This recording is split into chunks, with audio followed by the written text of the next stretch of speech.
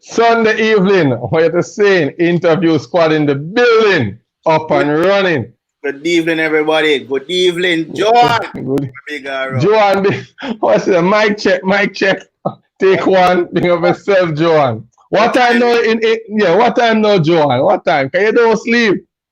Talk to me. Super fun. Super fun. Yeah, big up. I love her. Always glad that she's here to support. So, Willard, what going on? Sunday evening. You get the ice cream at Devon House? When I do them something, brother. Do not lie, sir. Listen to me.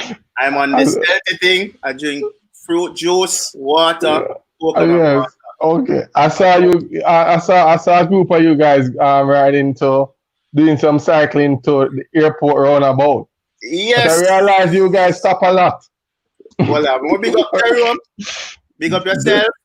Jerome Thomas. Calling everybody, Jerome. The link all of the man them. You know who me I talk, because them not miss an interview. Yeah, so we'll give them time.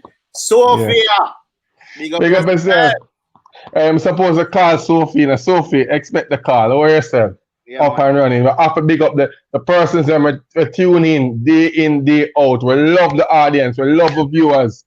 Big respect, because without you guys, we'd just have to talk to who? Nobody? Yeah. About this morning and the cycling thing, we plan to go Port Royal, but Christopher Evans, big up. Yeah, me and Christopher talk today, and I'm saying that for the other one, yeah. I have to tune in to mess up with that thing, you see it? So yes, up and running. So we say we have Barnes check in already. Barnes, check. Yeah, all check. Yo. Them say them call me someone, so. We know some person, they say as soon as them come, persons come on, we just want to make them know, say, yeah, we acknowledge them right away. We run them soon, running DJs. Not say DJs, but Coach Erd. Yeah, Coach Brown. Ricardo Johnson, up and running, logging, interview squad. Yeah, man. All right. Well, before we get to the guest today, which is a very important individual, but it's all about basketball. We're about basketball. Basketball is about us. Today, as you know, it's a big baller birthday. I'm just say a big baller birthday. As you know, today Allen Iverson birthday. I know a lot of Allen Iverson fans tune in to our program. So let us show some love to Allen Iverson, some respect on his big day, Let's do it. Do it.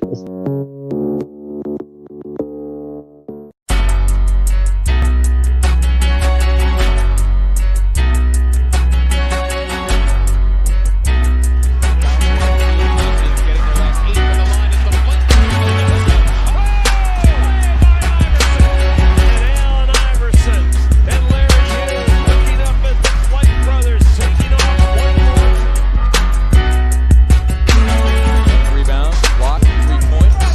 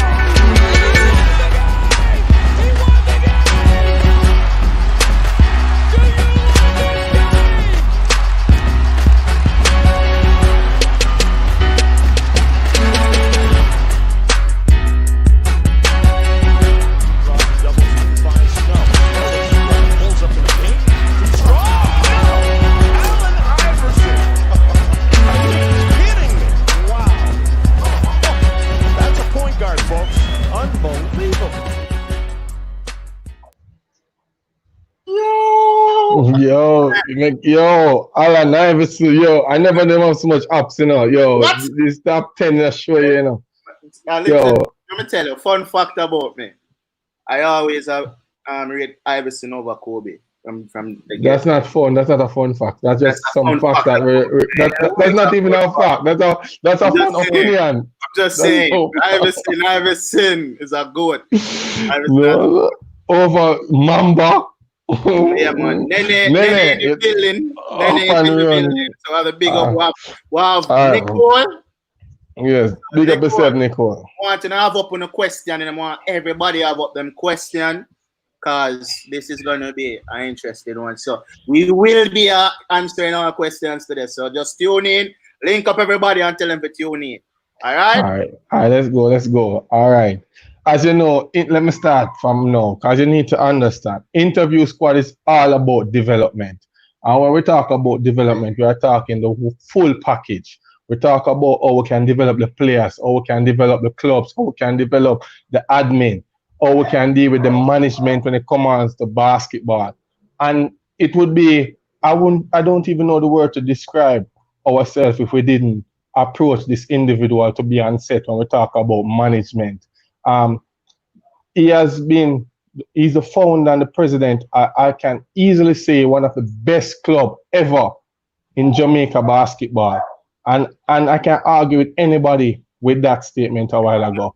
So there's no way we can talk about managing and looking for success, or even to try to find a succession plan without inviting this individual to share his knowledge with our viewers and to ensure that basketball grow. We need to see basketball move from where it is and to go places that we can't even imagine. And we need those advice, we need those mentor, we need those consultants to come on board and let us and give us that information. So today, we invite our special guest, Mr.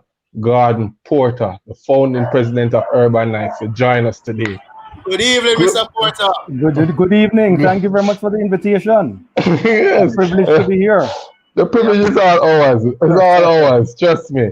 Mr. Porter, how is everything? How has this COVID pandemic treating you? Well, I have more or less kept inside for long periods of time.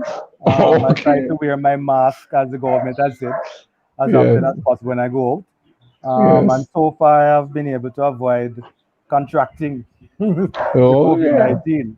Oh, yes. And I've been at home, for the most part. So,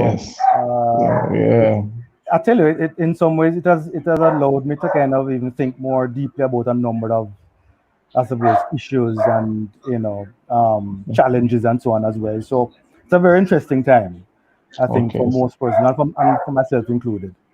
Most definitely. And as I know, I see a lot of persons from earlier, Mr. Porter just giving you a big up, basically. Big up, Mr. Porter. So you have a lot of fans out there, Mr. Porter. Do you know? Okay. But we'd like to start the interview by asking you to just give us 2 words best describe Mr. Porter. That's difficult. You can do more than 2 if you choose to.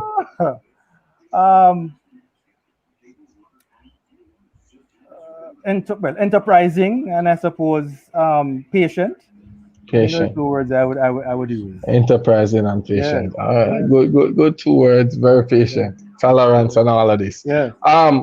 Let me just get back, as in kind of bring your memory back a little bit. Which parish are you from, Mr. Porter? Which high school you used to attend? Let us know. I actually was born in Kingston, and St. Andrew.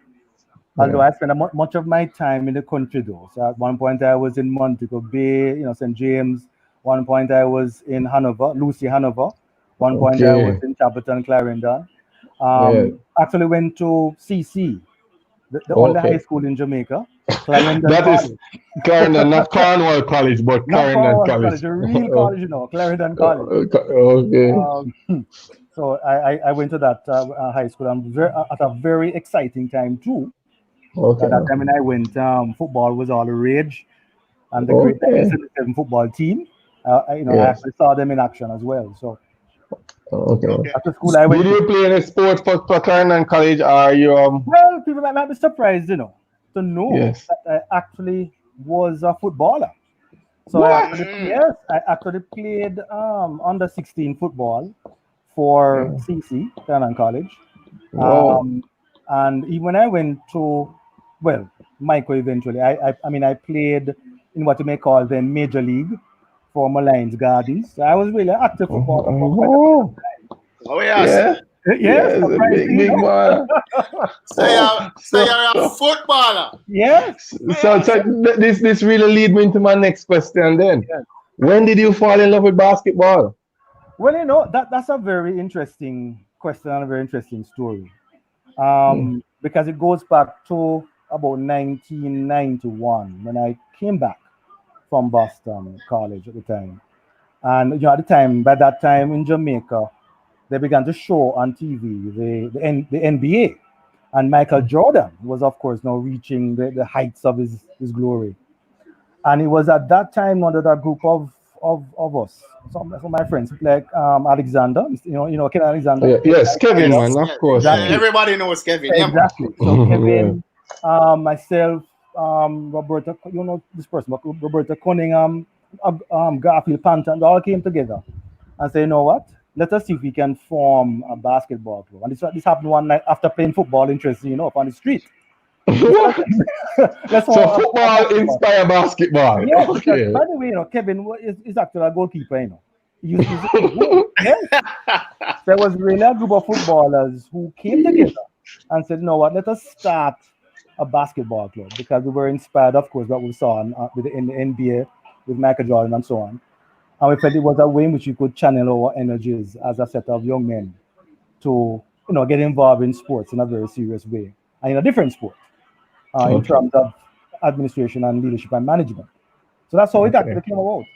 So question, you mentioned, hold on, Willie, but I'm really curious now the fact that you mentioned that it was after football you watched the NBA inspired to start a league. Right. But did you watch any local basketball at any time during that year? No, that's interesting. Up to that point, certainly in my case, I did not watch any kind of basketball at all in terms of local basketball. If I go further to say that up until about I would say the late 80s. Well, no, that's about mid 80s. I thought basketball was really a sport for so-called sissies. Yes, strangely enough, it was later on now when again because of the NBA and so on, I began to realize, but sports are very, very tough sport, very demanding sport. That I became aware of it as such, and we decided to form this club. But we did not watch. I didn't watch any local basketball at all. Wow. Will I have a question? No, well, I was just wondering who came up with the name Urban Knights. Yeah. Very good question again. Good question. Well, actually, I think on that same night that we formed, and this was like about nearly 30 years ago, we formed the club. We said, you know what? Well, what is the best name we can find for this club? And after a while, we said, all right, Urban, because of course we are in Kingston and St. Andrews, so Urban. We said, fine, but one word couldn't work. Urban. So we're there thinking, and then I said, you know what?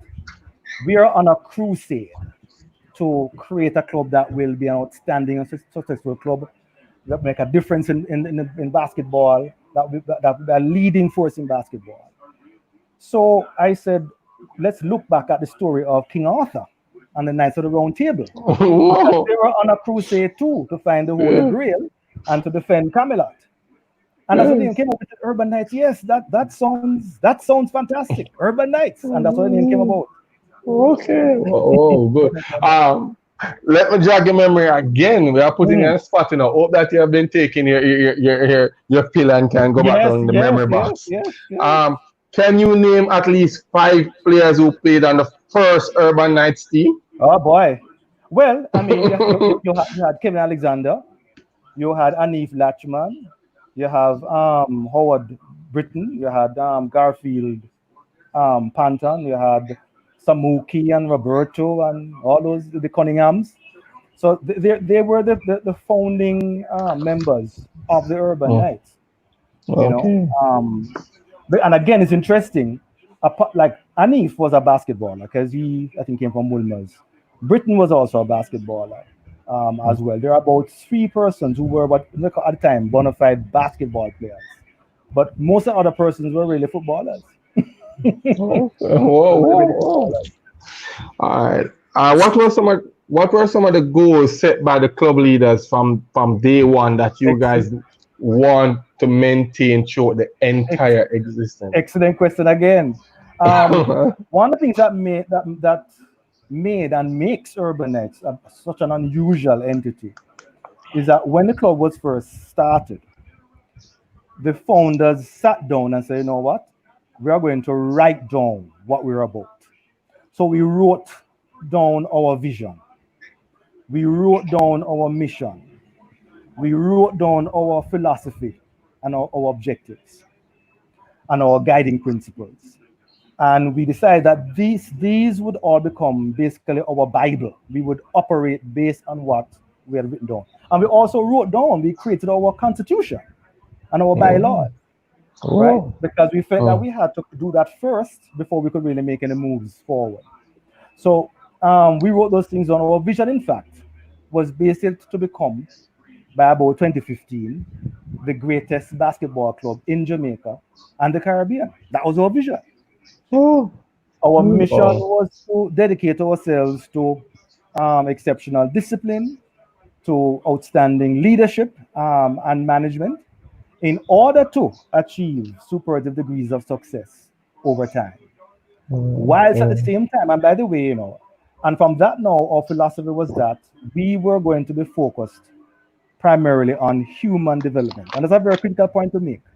That the Urban Knights is again unusual in that we did not focus on basketball and winning challenges by itself.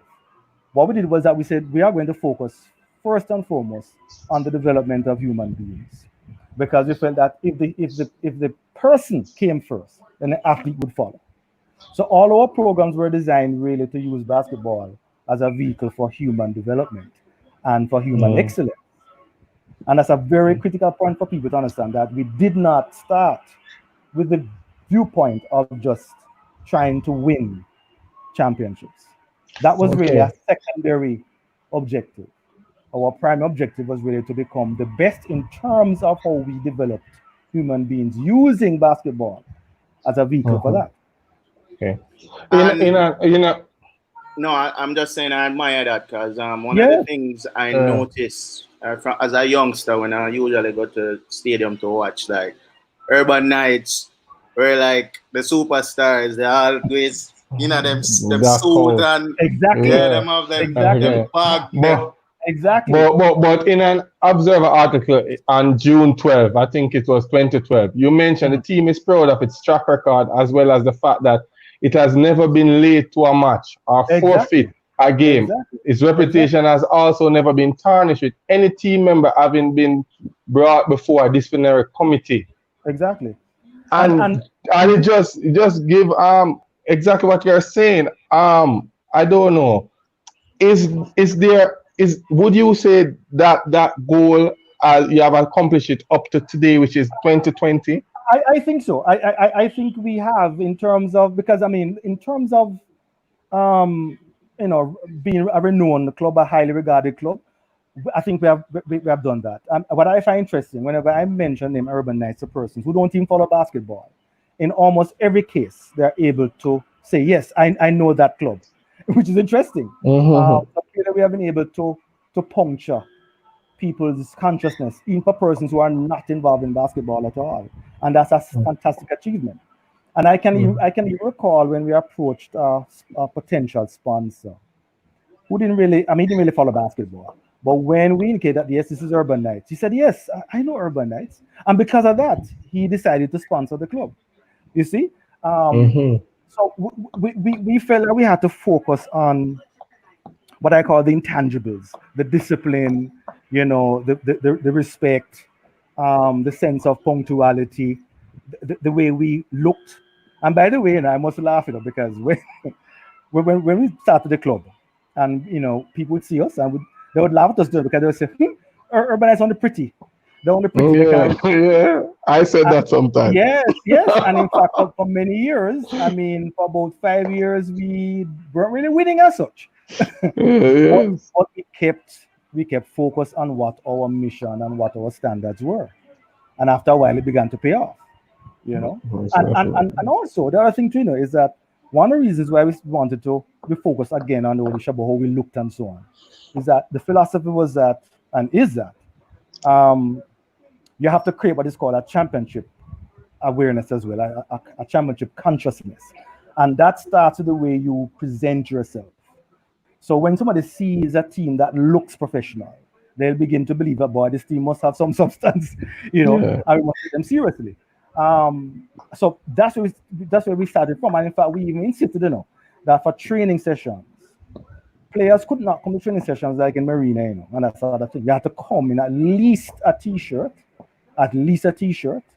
and because our viewpoint was that, look, at any point you could be interviewed by a potential sponsor or by the media, so you at all time must look presentable, and you must also develop this professionalism as well. So both coming to and leaving from training, you have to look a certain way. You can leave training in a marina as well, and in fact, reach a point where you say, look, you can't come to training in the training gear. When you come to training, you change into the training gear for training.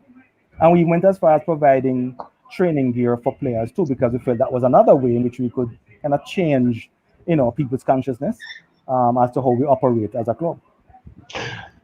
With that being said, Willard, I know we have some images of urbanized training session. I don't know if this year was on the sun. And yes, it was out by our site out by Rec Ship. You remember when you had Rec Ship? Yeah. So when I started, I was like, well on, man. See there, I like work them to like them a drop down. Yeah, you know, like, they want to give up already, man. You know, the SAN sessions were really numbered. So there are about, typically any given season, it would be about 4 to 6 SAN sessions you have to do, apart from regular training and weights and so on. And what we found with SANS training though, is that SANS training really has 2 effects. The first and obvious one is physical, because it's a very demanding physical activity. But the more critical effect of it is its mental effect. So what you find is that with SANS training, after a while, players reach a point where they felt they could do anything. So when they reach their call triple overtime, they're just they're ready to go, because they're such a difficult time in SANS training that the background work, they became so strong, they had so much stamina that they could survive the most difficult of matches. And in fact, that's one of the reasons why with the Urbanites, we noticed that when we reached playoffs, we became even more dangerous then, because that's when it kicked in terms of the physical fitness and the mental toughness and that kind of thing.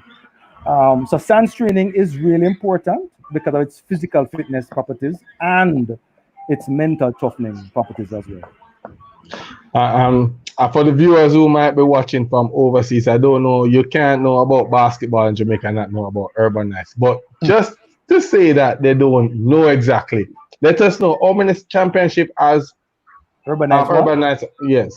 Well, we have won 5 NBL National Basketball League championships, starting in 2004 to 2004, 2007, 2008, 2022 and 2013. And we have also won the All Island at Division 2. We won knockout, we have won mid-season. In fact, we have won every title we can think of that's available at the club level. And I mean, we have gone to several finals. I mean, you know, I think what we can call now. So in terms of achievement, basketball-wise, we have been extremely. In fact, we were the first club to win the first NBL championship title, because we played in the finals. Kudos to Ron Robinson. We played St. George's Slayers in the finals 2004. Okay. And then they went on to win in 2005 and 6. In fact, I must tell you, I consider the 2005 St. George's team to be one of the great basketball. Yeah, man, they were a class team. Without any question. That team had Khalil on it, right? Exactly. They were a class unit. I mean, and Ruan was in peak form. They're really a good unit. Need them never mashed up yet. There's a debate going on, in the chat room where they're saying that Link Up All Stars was the first new team to defeat the Urban Knights coming out of Division 1 with Boomdog and Randy run over Wicked, and Kevin nearly have a heart problems now here. Well, because in 2004 at one point, we won 2004 because first of all, people were saying we couldn't have won 2004 because the team had been more or less decimated because 2003, we had gone to the finals, the then D1 finals with Tivoli. And we had a very strong team in terms of the players. I mean, Rob Ruan was there. I mean, Duken, a strong team. And most of those players left to go to different clubs. So we had a very young team. But anyway, we did some things that I think made a big difference. But in 2004, when we were playing, there was a point, I think in the second round too, when we lost about 5 games.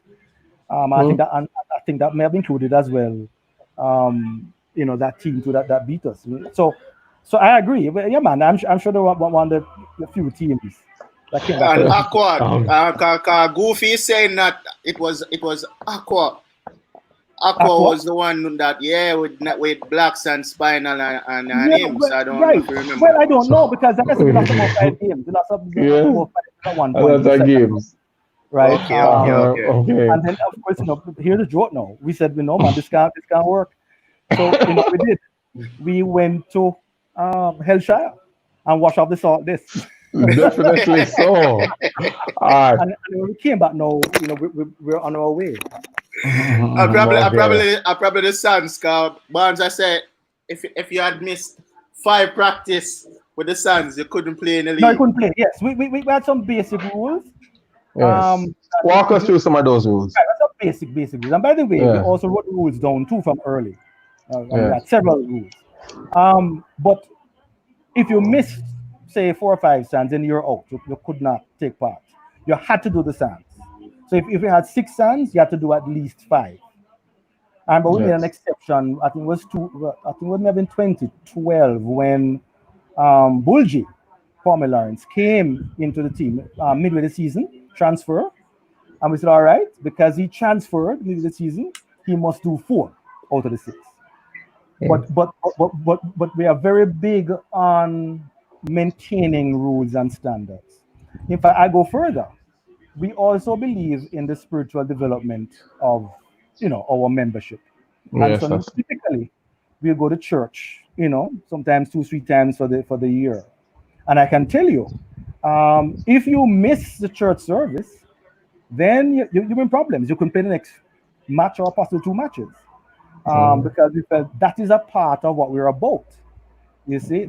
So again, for example, a simple thing like shaking hands after games and so on is a big thing for us. In fact, one season we suspended a player because after the match he refused to shake the opponent's hand, and we said, no, this is not the Urban Knights way. This cannot work, and he was placed on suspension because of it. So we have those kind of rules. You have to get to training on time. If you get training late, well, you sanction for it. If you come to a match, say late, normally we give you, I think, up to about half hour normally before a match starts. We may, if it's an early game, we may give you 20 minutes or so on before the match starts. But certainly for the second game, we give persons up to half hour. In fact, we say to players, look, the match is 7:45. We are going to meet at 6:45, 7 o'clock. Because everybody should be there. If you come late, then normally you're out. So the person replaces another player. Because see, what we have found, is that when player members come to games late, it affects them and it affects the team. I remember one season, I think it was Toots, the great Toots. As a young player when he came to Urban Knights, I remember one season he came to a match late, and someone decided to allow him to change and so on. And it was a disaster. He didn't play well at all. So we said, no, we're not going to do this again at all. So we are very big on that. I mean, that punctuality to games, punctuality to events, you must be on time. And a point I want to make, as I mentioned that, that one of the things I realized at Urban Nights is that we tend to operate in a way that is not typical within the culture. So within the culture, it's no big thing if you come to, a game late and so on. It's no big thing if you come to the stadium looking horrible. But for us, that's not going to work at all. We feel that you must present yourself well. You must come on time. And by the way, we believe in prayer too. Yes. Yes, I'm sure people have noticed. I mean, when we change in the changing room, a player has to pray, and sometimes 2-3 players who are praying. Before the match starts, we engage in prayer. After the game, when the game ends and we have our team meeting, we pray before we leave. At training sessions, before we start, we pray. At the end of training sessions, we also pray. And sometimes, even in the middle of training, we stop and we engage in prayer too. When you remember? Oh, yes. But again, Oh.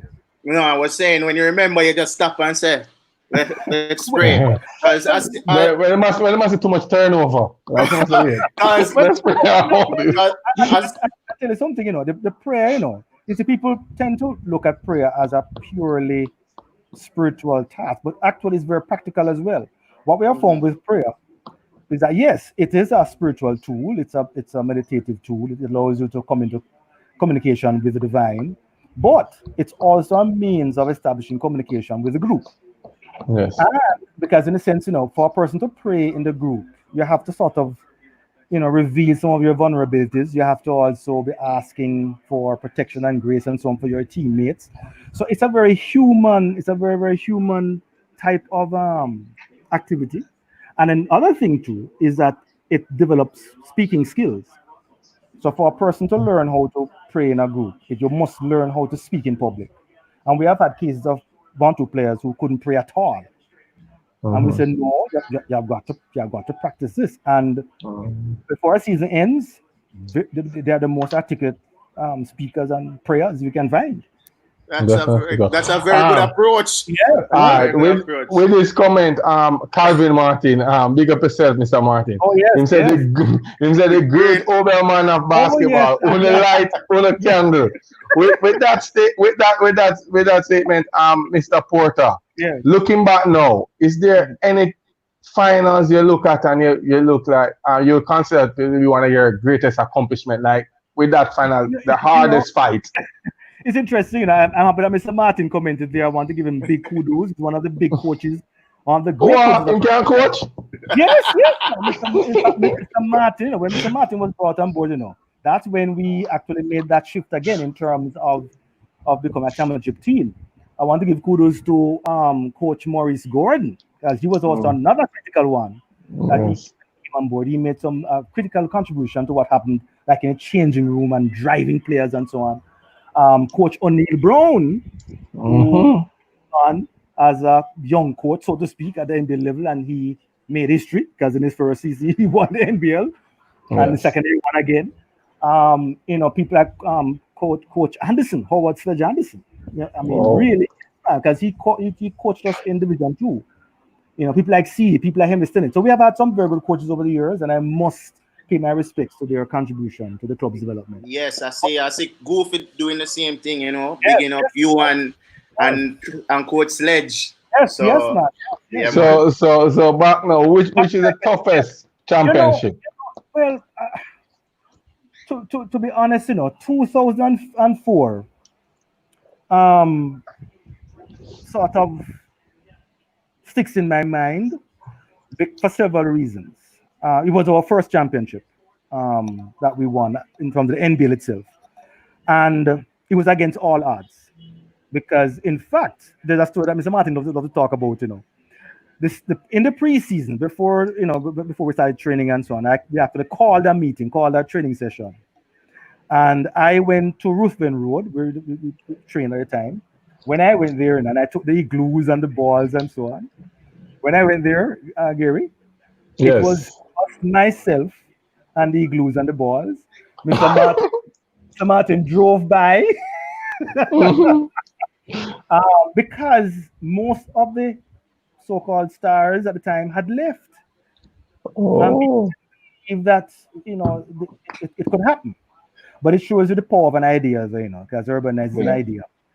And, Yes. We had some young players say, no, man, come on board, man. They came and we began we changed the system in terms of our training regimen. And I must give thanks to Kevin for that, Alexander, because he said, no, we have to put in place a serious weight training system as well. And he played a big role in getting that done. And so with these young players that people thought couldn't go anywhere, people like Lancelot Grandison. I don't remember him. Lancelot Grandison was one of those players. And so we took them on, and we did a very interesting program. We had weights training, we had science training, we had meditation, we had Reiki, we had Tai Chi, we had yoga. Yes. Those are all powerful mind tools, very powerful mind tools, because we realized that we had to also invest in their mental preparation as well. So Tai Chi, yoga, science training, weights training, regular technical training and ball work and so on. And individual sessions with players. I would meet the players. In fact, there's a thing in Urbanize about the 3-hour meeting.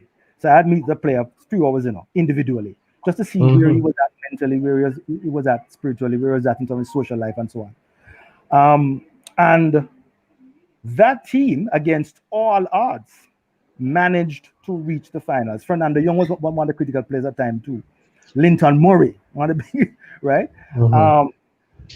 And we pulled it off. We were able to pull off an amazing feat in the finals in the arena.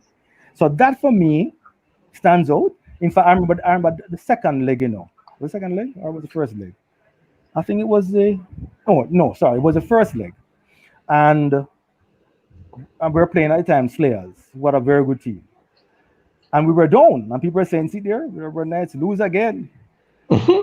And before that match, before in the preparation for that match, in the pre-match preparation, Mr. Stuart Maxwell, who was our Tai Chi and yoga teacher, came and he did a yoga session with the players.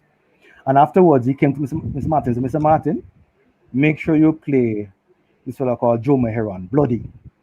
He must play, because apparently he saw something in the yoga session. Now, Jomo wasn't really a big player at all. Didn't play really much. But anyway, so the match is going on. We are down by about 15 points. Mr. Martin, in a moment of brilliant inspiration, put on Jomo, and the rest is history. Jomo had a perfect match. He brought us back into the game. He played a perfect game defensively, a perfect game offensively, and we won the first leg. And from there, we're on our way. So that final, I mean, for me, it sticks in my mind. That's why Calvin say, "Yeah, one of us." Because the thing is, I realized, that Urban Knights could not. Well, I shouldn't say I. So we realized that Urban Knights could not have won at all if we did not invest in the players' mental and physical development. So we designed a holistic program. So it was mental, physical, and spiritual, right? And I think it all came together for us to achieve something that was most persons thought was way beyond our actual capability, So that final sticks in my mind. There's another match though. It wasn't a final though that stuck in my mind. Well, in fact, it was the same year. It was the semifinal. The semifinal when we played Blazing Panthers. They had the most powerful team in the NBA at the time. I mean, they had a stars of the team, and they were supposed to win. They were the favorites. And in the semifinals, that was when we realized that we could pull off something, because I think it was the third and final leg. Again, I think we were down, I think by about 2 points or 1. I think 1 point, and we had a timeout. And Mr. Martin called a timeout and got the players together and said, "Look, we have to run this play. Who wants the ball?" Now, interestingly enough, people were backing away. Didn't want that ball at that point in time. Whoa. Linton Murray came up and said, "No, I want the ball. Give me the ball." And Fernando Young said, "All right, I'll set the screen for you." And the play resumed, and that's exactly what they did. Set up a screen, roll on the screen, and Linton made a teardrop. Oh, good shot. Good game. Linton Murray. Bull, That's man. Andre. Yeah. Andre Andre Murray. Murray, Andre right? Murray. Brother. Yeah. Okay. And in Willard. Mhm. Willard. I already mentioned about O'Neal Brown. Yes. First time coaching with and won the NBL. Yes, I think yes. we have some clips on with that. Can we I just see. pop it up so the Not a viewers problem. can view?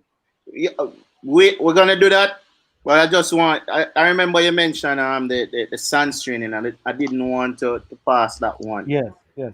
Was Tusa part of any of those Suns training? Because I heard that he couldn't do 3 push-ups. So I'm not sure how that worked out. True, but all players had to do it. There were no exceptions made. All right, let me play that clip. All right.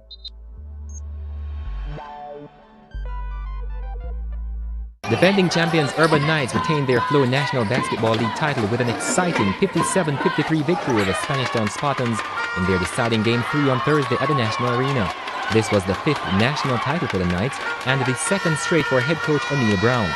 The Knights won Game 1 77-75 in triple overtime, while the Spartans forced Game 3 after a close 51-46 win over their rivals in Game 2 on Tuesday.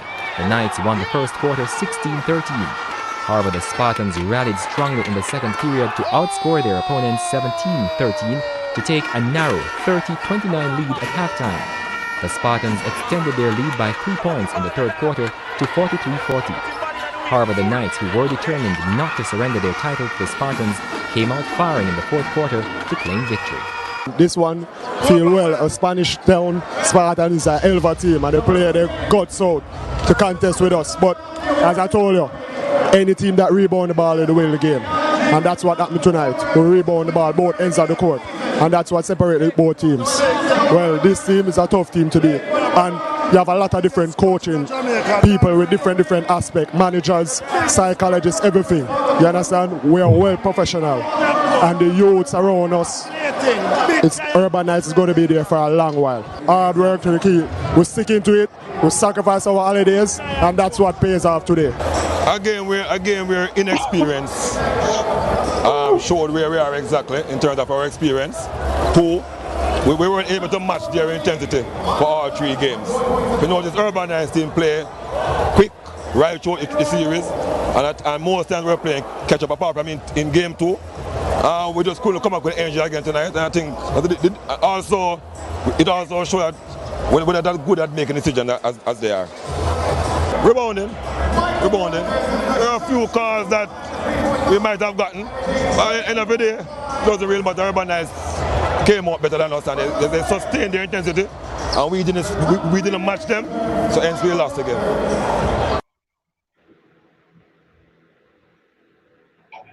And these are some moments I know that Mr. Porter have a smile on his face. Oh, yeah? Good game. I see you missing up some easily ups, Gary. A rebound and a score afterward. That was a good final, honestly. No, but all the way through. You know, that's interesting though. I mean, looking at the atmosphere and the crowd. I mean, that's what basketball was about at the time. I mean, the energy, the joy, the involvement. I mean, it could pass for an NBA game. It was fantastic. And I like how you said that, Mr. Porter, because now we are getting down to what is really sometimes bothering our fans and the viewers. Mm-hmm.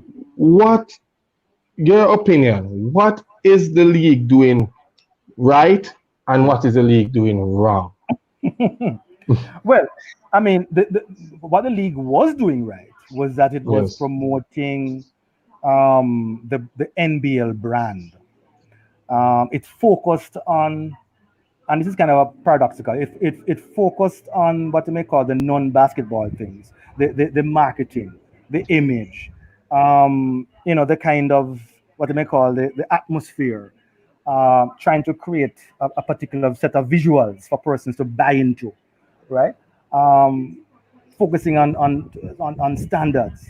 And as a consequence, the league, certainly for a while, took on a tremendous sort of, ethos that persons could see and would say, no, but I want to be a part of this. I mean, I can recall, and this was early, like I think it was 2004. I can recall somebody saying to me that I think he was watching some different channels and so on, and came upon this, because at that time it was being shown on, I think, Sportsmax. can this match on Sportsmax? And he was shocked. He was saying, wait, is this in Jamaica? Is this possible? And in fact, even persons abroad in the Caribbean, for example, were talking about NBL because of what they were seeing, the visuals of it. And what was important at the time too was that there was some amount of creativity in the way that things were being done. What has happened, I think, though, in recent times is that there is a loss of confidence amidst the corporate sector. I went to the NBL, but I mean, I think the basketball association itself. So the people don't really want to come on board. And then I think we are not being creative enough in approaching the corporate sector. And I give an example of what I mean by that.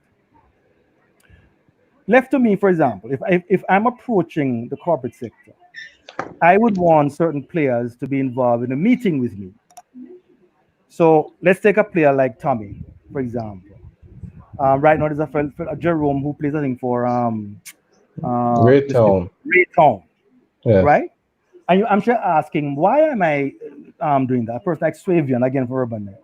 Yeah. Because this people may say to you, people make decisions in terms of their emotions as well. They may look at the numbers and the figures and so on, but a lot of times we make decisions based on what's happening in our emotional state.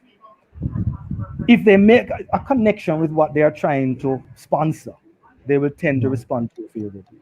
So, if you're a person like, say, a Jerome, a person like a Tommy, a person like a Sylvian, who are telegenic, can be very articulate, plus they are players, so they can convey what it means to be a player in the NBL to a potential sponsor. So, and worse, of course, if the potential person you're going to is female, when you go to the corporate offices and you make that kind of pitch and you involve those persons in your pitch, they will tend to respond to you favorably. So that's one. Two, when you're organizing the NBL itself, you have to pay attention to the visuals. I remember, I think it was the last NBL, not this one, the last NBL. The mid-season finals, in my opinion, were horrible. And they were horrible because no attention were paid to how you present the arena. Where were the advertisements? Where were the kind of the branding? Where were the decorations? That sort of thing. Did they pay attention to the emceeing? Did they pay attention to even having some kind of entertainment of some quality? That was not done. And so if you have a sponsor who is there, a potential sponsor, he's not going to come on board because he's going to say, but what is this? This is not entertainment.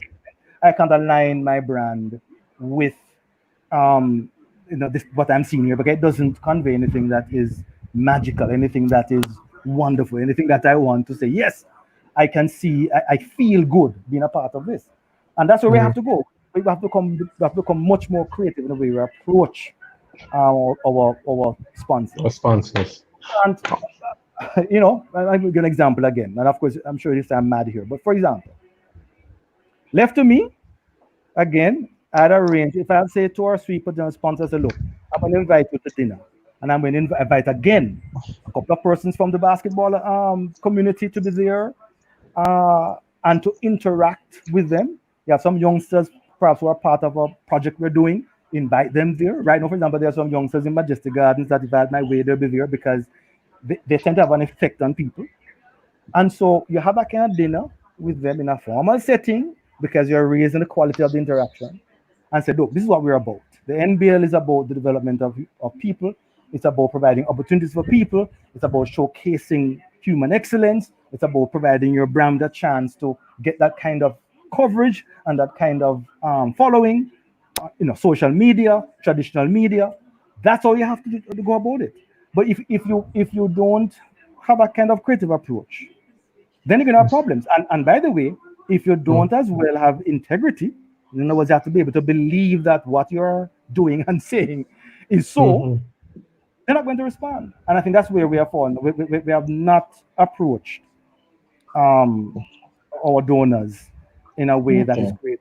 The money is there, by the way, Yes. A lot of money is there. Don't be fooled. It is there, right? For example, STF has gave Premier League was $10 million.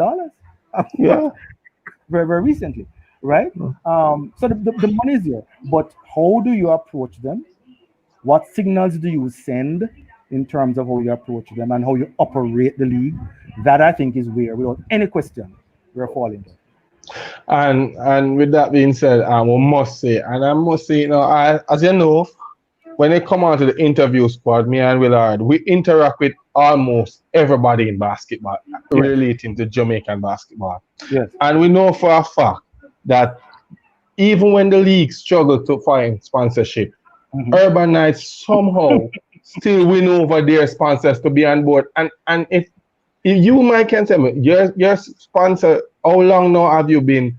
Well, it's at least 20 odd years, you know. See, 20 odd years. Yeah, So you must be doing something right to ensure that sponsor to come back on board every year.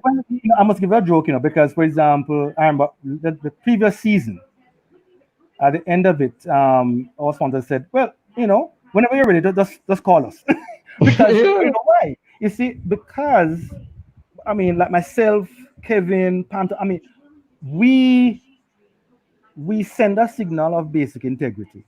So they know that when they sponsor us, the money is being used for this particular thing, and they can see it.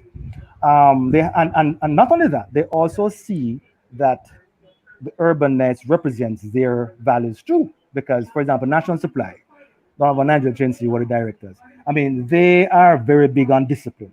They are very, very big on that.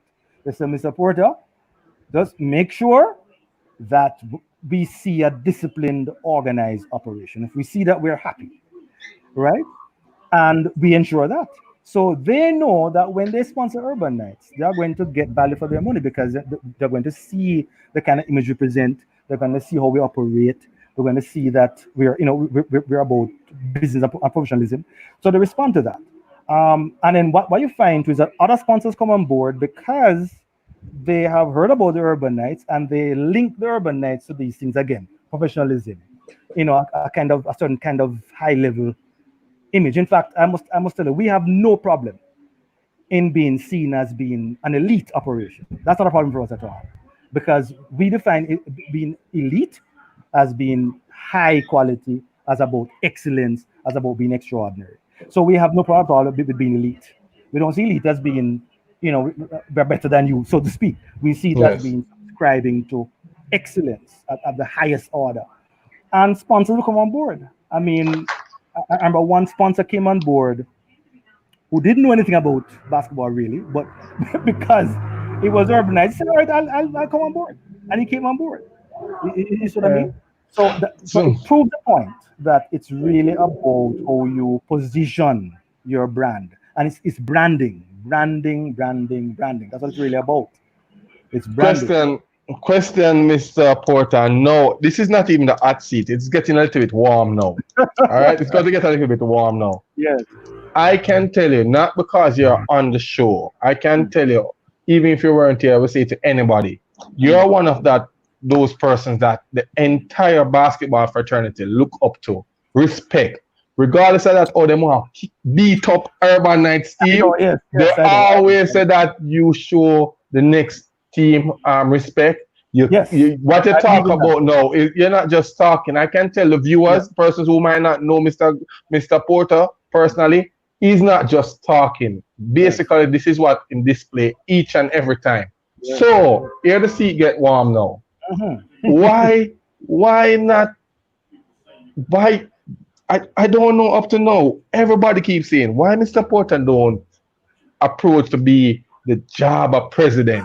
We are in we have to say it quite frankly. We're in a black hole where a lot of things in regards to transparency, protocols are not being followed while we are now in where we are now. But just talking to you for about what?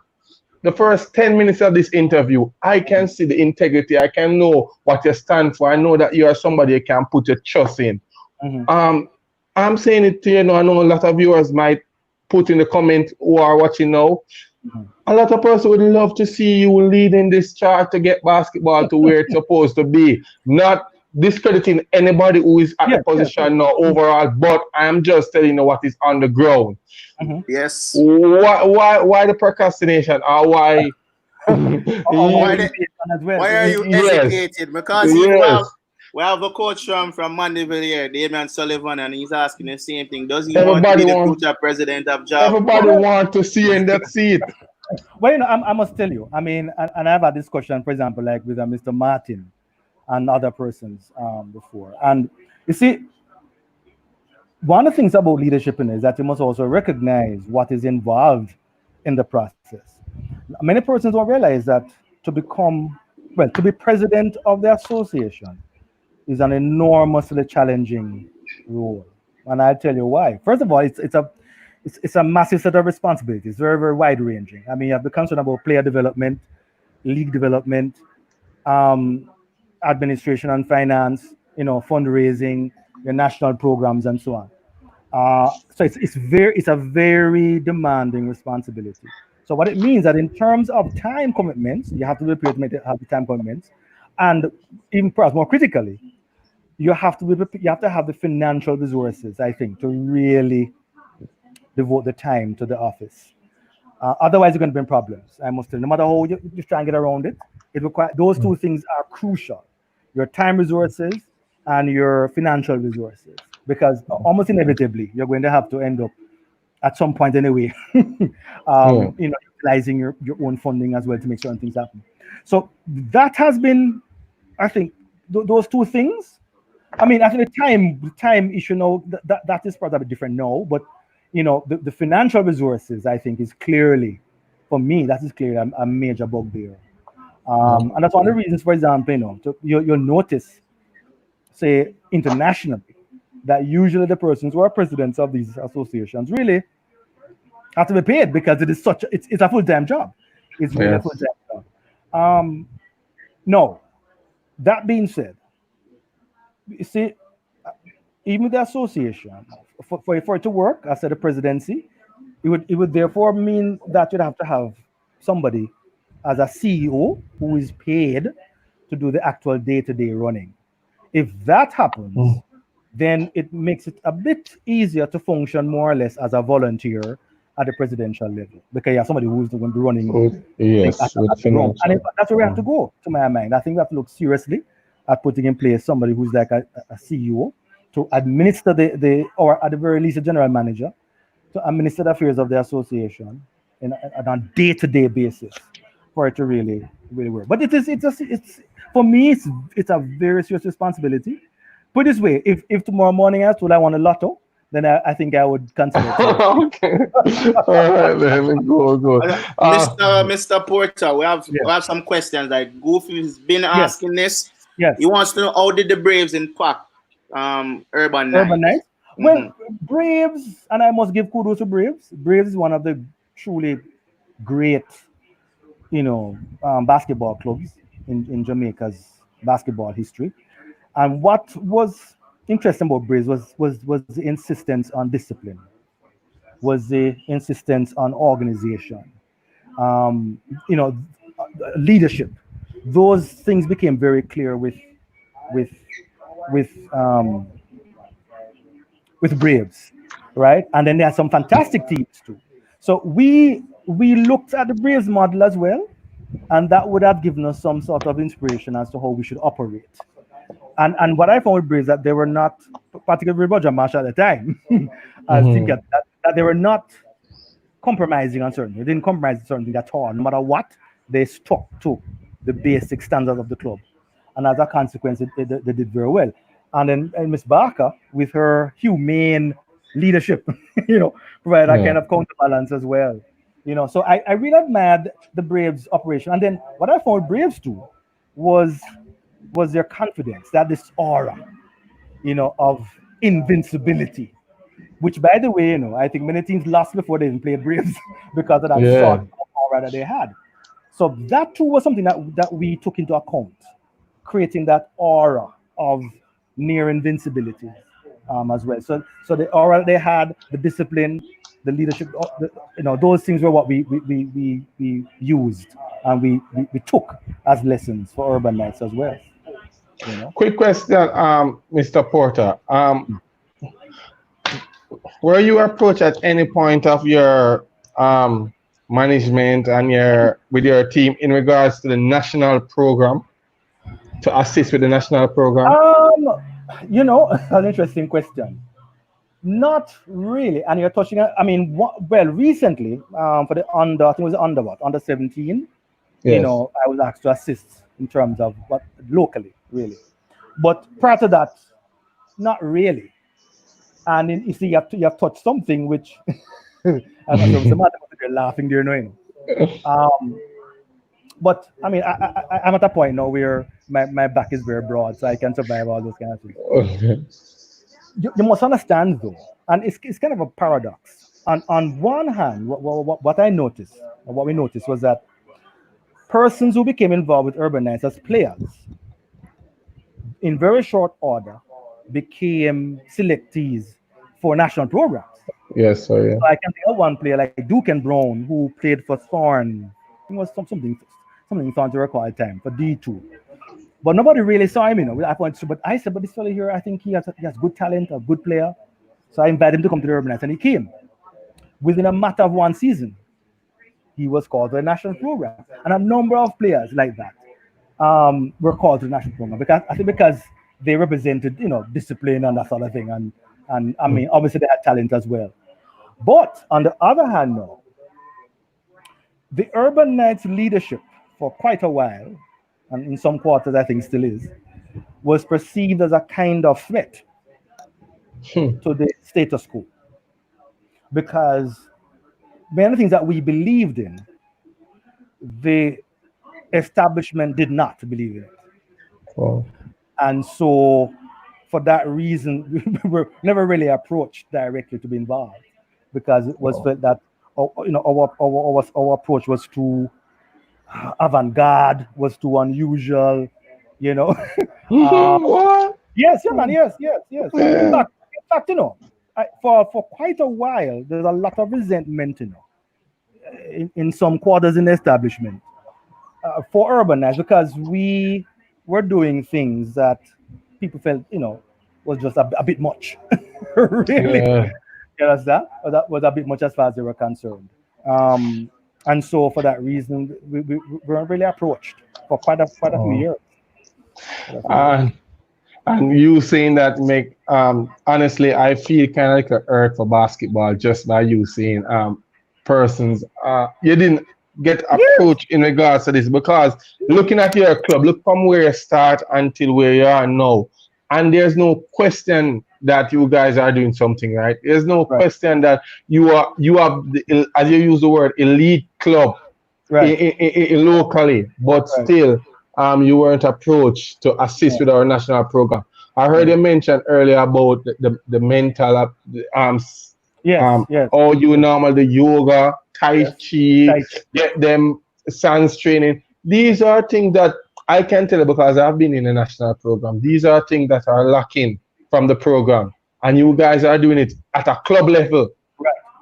But if you must realize, those methods are not typical within the culture, right? Because Tai Chi, for example, is actually an ancient Chinese, what they call moving meditation. And it also involves a standing meditation. In fact, the Urban Knights, normally what we do is that before a match, we would spend about 3 minutes in what we call Tai Chi standing meditations. And it's a very powerful tool.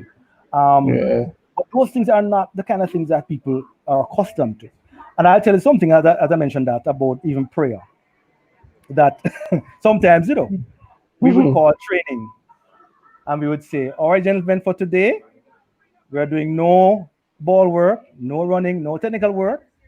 Our training today is a prayer meeting. Oh. Yes, and we form a circle, everybody seated, and we would spend 90 minutes, 2 hours, you're not very careful, in a prayer meeting. Everybody had to pray. But I tell you, it's a very powerful tool, because what happened afterwards, people were in a whole different state. Yes. And in fact, we have done things where before finals, we tend to decrease physical work, as we approach finals. And in fact, like before a final, in some cases, we don't do the ball work at all. We have done things where we do a prayer meeting, or we have done things like playing a game, like cards and a sort of thing, before, because at that point you can't do anything physical. again, it's really about getting players to a point where they can now begin to become more confident, begin to, kind of become more rested and more focused, more relaxed, because that is when they're able to release their actual playing power, so to speak, when the time comes. Sir. So those kind of things however, are not easy for persons to do, and it's kind of sound strange saying that, because the typical basketball player will say, "But why should I spend an hour in prayer? How can that help me? Or why should I spend time in meditation?" In fact, I go further to say that the season before, not this one, but the season before, we played 3 games, and before those 3 games, we didn't play any ball at all. We had a meditation session the day before those 3 games, and here the joke: our scores went up by about 20 points for the games. So before we scored like 60 points, and for those 3 games, we're scoring the 80s, and we didn't do any kind of physical training before those games. So I know the power. I know the power of that kind of thing, but it is an alien concept. Many persons feel uncomfortable with it, and they don't understand it. That's why Mr. Martin called me the Oreo man, because in fact, I must tell you, I remember, when was it again now? I think it was 2013. Yeah, 2013. Before, I think it was the 3rd leg against the mighty Spartans. Yes, very mighty. Yeah, man. We went up into the hills. Yeah, went up into the hills, man, and spent the day with the river. Yeah, man. Because those are the kind of things they have to do to get persons to kind of, get into a state that they can really play at their best. So I believe in those things because it is well documented in sports psychology. It's well documented in performance enhancement literature. It's well documented in a field called transpersonal psychology. So I use them, and the good thing I must say though, we have been lucky to have had coaches who have given me the leeway. So like Kevin, because Kevin serves as technical director of the program as well. So Kevin, Mr. Martin, Coach Brown, Coach Anderson, they have given me the leeway to do these so-called mad things. And they have worked. I'll give a better one. This is an interesting one. I remember we had a match a couple of years ago against Majestic Gardens, and they were killing us like the match before, kill us. And I said, "No, man, what is happening?" I said, "This can't work." So the session before that, the second match against Majestic Gardens, I said to Coach Martin, "Coach Martin, you know what? Let us have a session where we train, but we'll have no ball." So what we did, we ran everything, layups, shooting, dribbling, whatever. I actually played a game, but no ball was involved. And it's interesting, it went very, very well. And what I realized was that it did something. It allowed the players to start cooperating more, because they had to agree that player A passed the ball to player B, and that player C stopped the pass from getting to player B. You know what I mean? Yes. And the next match, oh my God. If people are asking, "Wait, what happened?" We're just enough in the zone. So those kind of techniques, those kind of methods really are very, very useful. But they are not what people believe in, generally speaking. And it's memorable, one of the viewers mentioned that practice match where they played without a ball, I don't know who said that, but you played without the ball, and it was. I'm trying to find the comment where they said they played without the ball. Yeah, man. We normally it's good. We had our full training session, did everything. Omar Barnes was the first. Yeah, Barnes was part of that. Yes. Please say kudos to Barnes again, one of the great urban night players, I must say. Yeah, man, Omar Barnes. Okay, cool. Mr. Porter. The seat, it's getting warmer now. It's getting a little warmer. Yeah, it don't reach hot yet, but it's getting warmer. All right. We had a lockout for about 4 to 5 years in regards to the National Basketball League. Yes, and there's a lot of question that venture that why Urban Knights wouldn't participate in the Division 1 league. Yes, Yeah. I saw. Yes, I saw Nenin post that question. You know, we're just waiting on the right moment. Because as you know, we here listen to everybody, so you Yes, know yes. we know what is going A on. very, very hot question. Mr. Martin, of course, used to, curse me about that as to why Ruben is not playing in Division One. Well, I tell you though, part of it though, it was really a kind of focusing on our brand as well. Because what happened, was that the urban Knights became aligned in a way. Well, not in a way. We really became aligned in a real way to the National Basketball League. That's Yes. and our sponsors, I mean, why it didn't really say it, but we detected that they were very concerned about the urban Knights having reached a certain point now, maintaining that sort of visual and image. And so because of that consideration, we decided that it would be our best interest not really to take part in the what may call Division One. The Community League at the time. I think there were also other concerns too, because I think some persons were concerned about like safety in some of the venues and that kind of thing. And of course, there were incidents that occurred that would have proven that those concerns were valid. But it was really more so because of our focus on our brand that we took that decision as well. And I mean, I mean, granted, we're out of competitive play for about 5 years. Yes. Yes. Right? Because I mean, granted, individual players did play in the Division One, for different clubs and so on. So they were kept active, but we didn't play as an entity. And of course, at one point, we were concerned about whether it would affect us. In fact, people even said at one point, Urban Knights is dead. Yes. But again, like I said, an idea is very powerful, and we have been able to survive and come back and prove to a formidable force as well in the NBL. And you see, and that's an interesting point too, because here's the other thing that I'm going to say as well. I'm of the view that the NBL itself could attract more support if it was if they made this decision to use certain clubs in the branding of it as well. You see? Yes. I mean, I have no doubt if, for example, if you were to make an effort to say, look, all right, NBL Urban Knights, that certainly initially it would get some persons to come on board to support the NBL. But again, because people are not, for whatever reason, they don't think in those terms, they they may have their own agenda to play there, so they don't go there.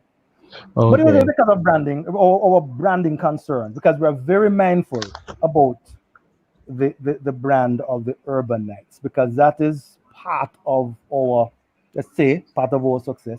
And that's one of the reasons why we're able to attract sponsors, even when things are not happening elsewhere, All right, Mr. Porter, as we were looking at some of the comments, we realized that even Peddler, remember Peddler said that, yes, in witness some of those genius approach that you took. And Michael Mint also that he followed some of your strategy with Stats and also Camperdown, and they were successful. I'm honored. Yes, Damian Sullivan also mentioned that he they use Tai Chi to done by Manchester. So Shazen or something like that. Another form of meditation or something like that. So we have a lot of viewers out there. Coaches mentioned that what you're saying is something that they have to adapt to. So I don't see why it will be difficult for our national team to put things in place. Not pushing anything on anybody, because we're not an instigator. Yes, but obviously you guys have a secret ingredients or something that is going on, because these are coaches who have won a lot of championships to put together, so they must be doing something right. But Gary, not only that, I remember yesterday when I was speaking to Calvin Malcolm. He was saying that Mr. Porter was the only individual that tried to increase his IQ level. I told him to go and read that book Wow. You know what you screen your basketball and I say Andre Murray also boast that Mr. Porter would give us books to read. That is true. That and you know, I must mention that. I must focus on that. You see, one thing about human development, you know, is that you have to expose persons to different ideas. And I tell you, the use of books is an extremely powerful tool. I can think of several players that you know I gave books to read. That the reading the book itself transformed their game. I remember Dave Blackwood, for example. I gave him a book called The Alchemist to read, and it is interesting because as he read the book, his whole you know his play evolved over time as well. Tommy, I gave Tommy a book to read because at one point Tommy kind of got into a rut at one point in the I think nearing the finals. And you know, I gave Tommy a book to read, and again, Tommy showed remarkable transformation. I gave books like to Bull, yes, to Andre Murray, to Linton Murray, because to other players as well that I gave books to read, and almost every case, it seems to have had a profound effect. And I go further to say that we have used books, you know, on a team level, to alter the team's consciousness. There's a book I used one year called The Do De Jing. It's a spiritual classic, very small book about a couple of pages, about 81 like 1 or 2 page chapters. It's a Japanese, a Chinese classic, right? And it's written by a man called Lao Tzu. And it has these one-page things that have, at one level, it's very difficult to read because of the language used. But it forces the mind to kind of shift gear. And I used that book with the team during, I think, during the playoffs, on the playoffs and the finals. I remember there's a player, Ashley Marshall, who he couldn't get it at all. And then, in the finals, he at last he was able to make a comment, a profound insight. And his game showed it. I mean, his game was a totally different game in the finals. And that book actually made the team went to a whole different level. There's another book called The Art of War, which is Gary, I recommend that all coaches read this book. So make a note of it. It's called The Art of War by Sun. The Art of War. The author's name is spelled S-U-N, like in Sun. That's this, and the second name is Zhu, T-Z-U. All coaches, all club managers and presidents must read that book. It's a masterpiece. I've read it.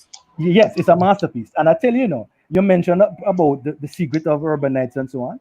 Well, there is one quotation that I love to use that I think captures the secret of the urban nights. And in the book, The Art of War, Sun Tzu makes the point, and I quote, "The superior army first wins and then goes to war. The inferior army first goes to war and then tries to win." That is the essence of the urban nights.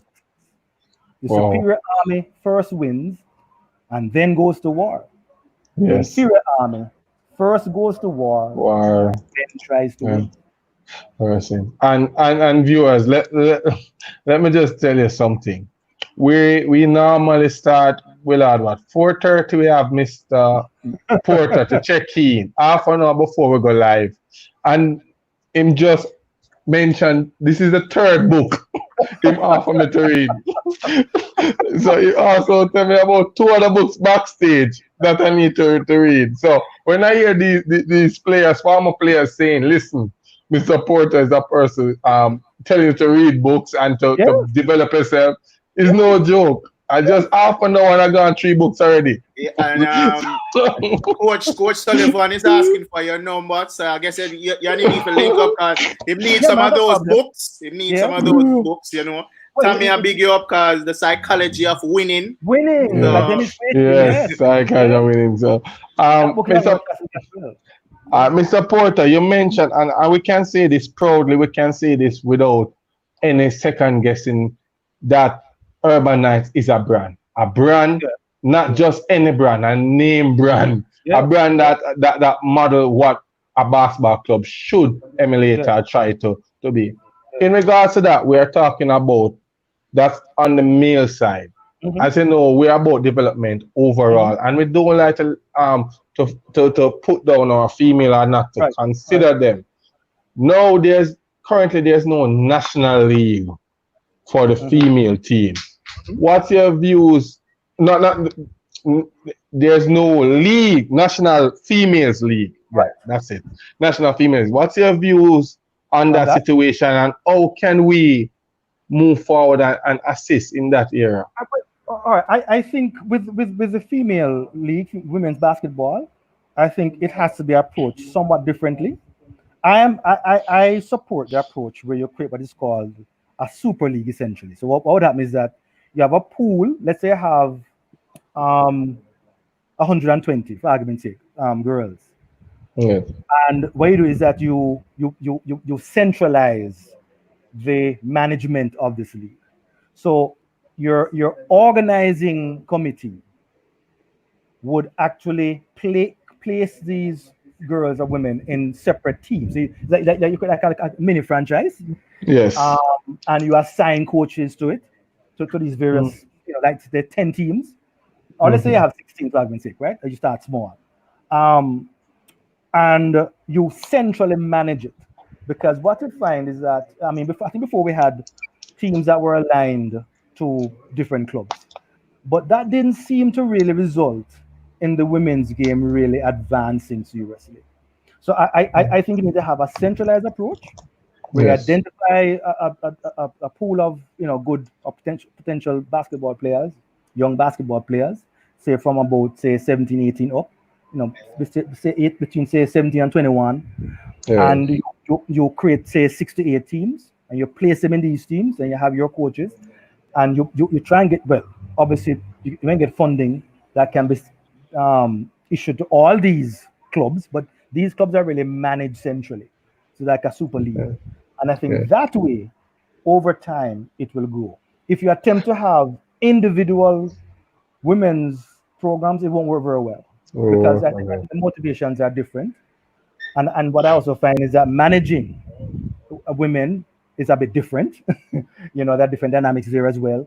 So you have to be careful how you organize such a program in order for it to work. But I would go with a centrally organized league. Would it inspire a urban Queens team? Well, actually, we had a female program, and we're very big on creative names. So our female team was named the Metro Bells.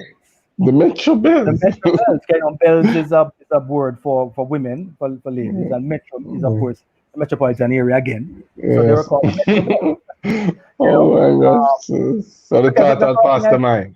Yeah, it's something I find that I don't think we're very creative when it comes to names. I think because part of it is maybe we don't read a lot, so that creates an issue.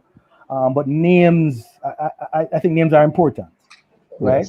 Yes. Even Spartans, I kind of laugh because I don't know if you're aware of this, but at the time, Dr. Beale, Beale, who died tragically. But I remember when at first you were, I think you were Spanish medals, right? Medals All-Star, something like that. Yeah. And I said to Dr. Beale, but why we use these All-Stars and whatever? That's so common. I said, no, man. We have to find a different name. I said, but what about Spartans? Because the Spartans were a group of warriors. Warriors, yes. In ancient times. And they were renowned for their courage and for their toughness and so on. I said, but Spanish Town Spartans, that sounds exciting. Lo and behold, I saw where the name popped up, and there was Spanish Town Spartans. That's the boy. I said, at least he listened. So Gary, you realize that Mr. Porter responsible for your team name, right? Yeah. That's great. That's not something bad. Anyway, I must give this joke, and I don't know if Mr. Martin is still watching or listening. He is, and he's being himself. Yes, but Mr. Martin coached Urban so many years, and then he went to Spartans. And by the way, I think you were there when he coached Spartans. Were you there? Yes, right. I was there. There's a famous incident that he said where halftime, Mr. Martin, of course, halftime called together, and here's Mr. Martin now. Come on, guys, you can do it. Let's go, Knights. And of course, he's talking to Spartans, That's what we're saying. Let's go, Knights. Yes. You say Knights. His heart is there at night. Okay. But I mean, I must tell you, Spartans is one of our teams that we highly regard as well, because Spartans, created a very powerful unit at one point. So the top players in the country, including yourself and Toots and so on. And in fact, we're worthy opponents. We're really, really worthy opponents. Yes, I mean, you pushed us to the very limit.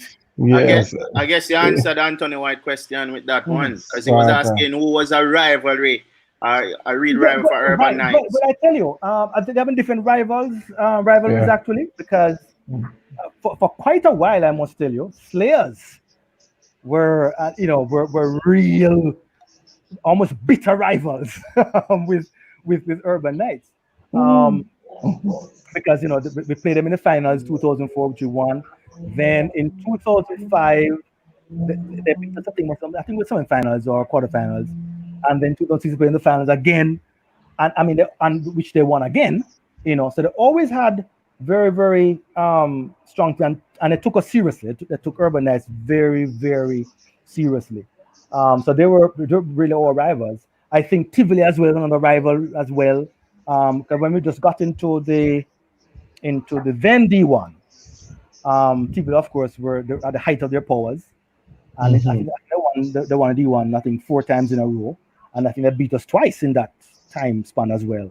And they were tough rivals as well. So were Braves at 1.2. Then of course Blazing Panthers. So I know Anthony White will think about that one too, because they were also big rivals too. Spartans. This team here that I think they came from I don't remember the team now, but they came from Port Royal. Yes, I think that was coached by Paul Oliphant. Right, yes. Paul Oliphant. Right.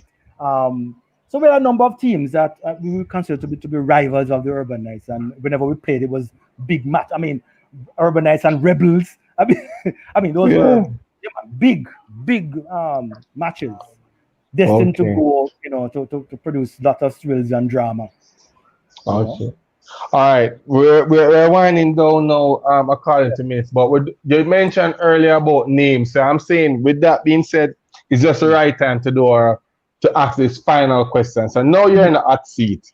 I will call some name, and you can either use one word to define them, or you can use it and give a statement. All right. When you hear the name, what comes to mind? Paul Oliphant. Tremendous skill. Yeah. Omar Barnes. Tremendous mental strength. Yeah, man. Will be. But they call a warrior. A warrior. Yeah. Calvin Martin. A fantastic creative coach.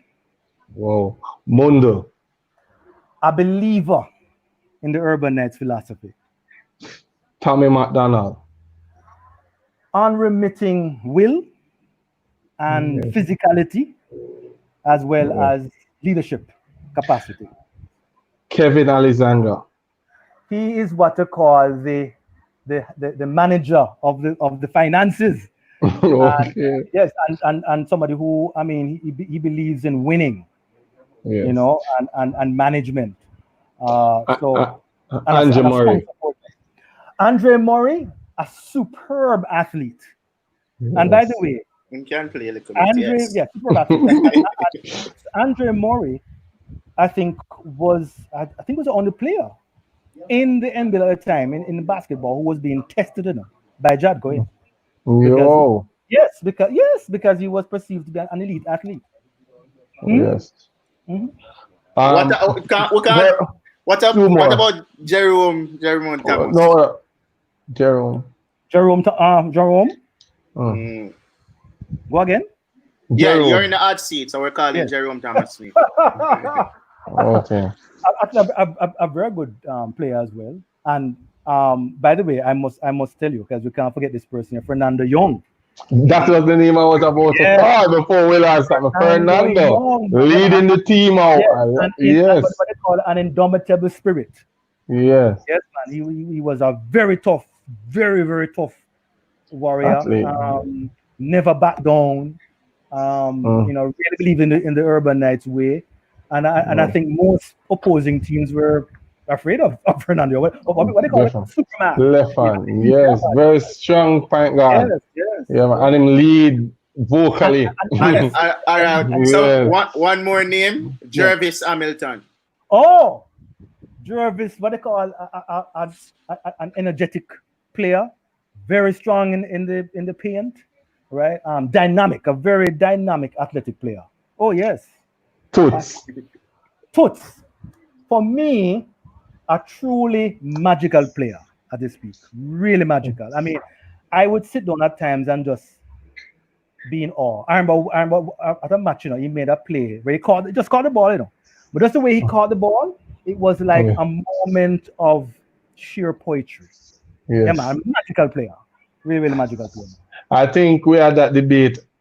I think it was last week, Willard, with me, you, and Ruan were putting players together. And I was saying that Toots is one of those players that think the game and just make the game come easy. Yes. But when Toots played, he would see a move up to 5 times ahead. Where he was. Definitely so. So here's the final question now that is going to put you in the hot seat. Which Urban Knights player you would consider to be one of the greatest player to play? Oh, that's a difficult question. But I mean, to be fair, I think Fernando Young has to be placed there in that category. Fernando. Because for example, in 2012, when we won, truth be told, I mean, to a large extent during the season, the team really run his shoulders. I mean, he really made the team believe on the court. Yes. I tell you. So people like Fernando Young. I mean, Wilby, right? Has to be there. Linton Murray, Andre Murray, people like Barnes. I mean, there's a long list there. Yes. Really fantastic players. Yes. I tell you, Lancelot Grandison has been regarded as perhaps our greatest captain because he transformed the role. He made the role become this prestigious, glamorous role, So those are some of the players. I mean, Mundell, that come to mind. Some of the great players. Toots, you mentioned Toots, of course, he must be in that category. People like Pedler, people like Pedler. Pedler is on the line now. Kevin Young, we had some really Kevin Young. Really, really good players. Duncan Kevin Young, Yes. You're right. Mr. Martin said it. Mugabe, by the way. Thomas, you can't forget Mugabe, yes. Mr. Martin is asking the best point guard in the. No, he's stating. Toots and Nikai Campbell. That's what he's stating. Yes, and I would agree with him because I remember even Nikai played on that team, the 2005 St. George college team, and I tell you, I mean, I had what they call Owen as well, playing as in shooting guard. Yes, I remember. Ron and so on. I think was like small forward, but Nikai was a consummate point guard in terms of understanding the game, on-court leadership, controlling the game, and he was a fantastic player. Very composed, very cool. Never seemed to get flustered. Very cool in tight situations. Very good player. I don't agree with that. And I can say that personally because I got a chance to play with Nikai. He's a little bit more mature than his age. Because when I just went to the national team, Nikai was the one who called me to the side and explained and giving me instruction. I was like, this little youth, exactly. And he was. I think he lived like Stadium East across from the stadium, so he was frequent over there. What they call it, the Boya crew. Yes. Back then, when we were training, we usually go to the gym, head to someone else, I think a little bit above stadium and come back and play basketball. Basketball was like really a religion. We were just playing basketball. I know the good old days. I remember. Yeah. Yes, but those, I'm telling you, I mean, those days, I look forward to going to the stadium. I mean, it was like eating food. Sunday evening, Saturday evening, stadium. People like Roger Marshall. There are people like from Mustang. Yes. Gunner. I mean, some fantastic players. And we saw, oh God, this is like, having a feast. It was really, really fantastic time. Those were really wonderful days. I mean, basketball was alive. to me, one of the places to be. I mean, the community was alive. I mean, it was fantastic. It was really fantastic. Refreshing conversation. Discussion could go for the next 5, 6, 7, 8 hours. It's just as I said, Willard, we couldn't have this interview without ensuring that we have someone like Mr. Porter here to share with us this urban night legacy, the way on handle business. As you know, he mentioned it wasn't about championship. That was never. Yes, that wasn't the main thing. That wasn't the primary goal. Yeah, and as you see, players who are in the chat now, even commenting to saying that, listen, this man gave us book to read, talk to us, mentorship was a part of what. Tai Chi, no, everybody can say himself the same trio and say, if you have plans, you're going to be up, just cancel it. Listen, Willard. To all we appreciate Mr. Porter on the set, you realize a person's like Calvin Martin joined the conversation. This man now will discuss everybody. As everybody knows that, but he's here. You have persons overseas just tuning in. Andre Murray, the past players, Jervis, Michael Minto, coaches, other coaches, John Sombo. Fabian always there. So, so there's so many persons who joined just to hear from Mr. Porter. Mr. Porter, it was a pleasure having you on set. And we must say thanks a lot for giving up your Sunday evening. I know your Sunday dinner might be waiting. I hope it's not cold. No, I Martin said the University of Urban. So, Gary and Willard, I really enjoyed this show. Yes. A fantastic concept, and please keep it up. I think it'll do a lot. Yes. Most definitely. As you know, viewers, thanks again for joining in. Joseph, Ivan, I just see your comment. Big up yourself. As I said, we normally just want to make the viewers know that we couldn't do anything without you guys, and you're here to hear us every day and to tune in, to give your comments. As we normally encourage you guys, we have an Instagram page. Anything you have to say in regards to development, we don't want to hear anything about. We are trying to be optimistic now. We don't want anything that to bring down the sport. Share your ideas with us so we can uplift the sport. Know which journey we want to see on the interview as a guest, and to hear from them. Let us know. Send the names to us, and we will get in touch with those persons. Mr. Porter was a name that about 2-3 weeks ago, person said we need to get Mr. Porter. Calvin Martin, Mr. Porter, he's one, sir.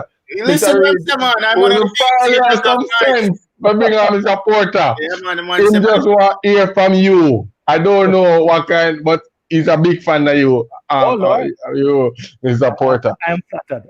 Yes. There's a lot of people, man. Even Christopher. Richard Thomas, Christopher Evans. A lot of persons just man. So for me as well. Yeah, man. So interview squad in the building. As you know, we break tomorrow. We return Tuesday. Tuesday we have two of the best shooters in the 2000 era, where we're inviting Michael Jackson and also Linford Brown on set to talk about their areas of competing.